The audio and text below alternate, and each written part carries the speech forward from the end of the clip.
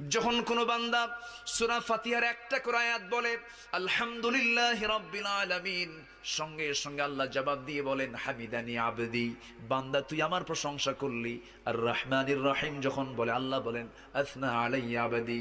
মালিক ইয়াউমিদ্দিন যখন বলে আল্লাহ বলেন মাজ্জাদানি আবদি।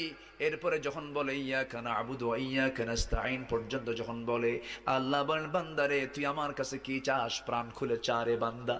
ইহদিনাস সিরাতাল মুস্তাকিম থেকে শুরু করে নিয়া ওয়ালাদ-দাল্লিন পর্যন্ত যখন বান্দা বলে তখন আল্লাহ বলেন বান্দা নামাজের মধ্যে এমন প্রেমের খেলা খেললি বান্দা, তুই যা চাইলি সব আমি আল্লাহ কবুল করলাম। ওই বান্দা যখন রুকুতে যায় আল্লাহ তখন অস্থির হন। ওই বান্দা যখন সিজদায় যাওয়ার জন্য প্রস্তুতি নাই, সমস্ত ফেরেশতাকে ডাক দিয়ে বলেন ও ফেরেশতারা, এই বান্দাগুলো আমাকে দেখলো না, রাসূলকে দেখলো না, কোরআনকে দেখে হাদিসকে বিশ্বাস করে আমাকে খুশি করার জন্য তার সবচেয়ে সম্মানজনক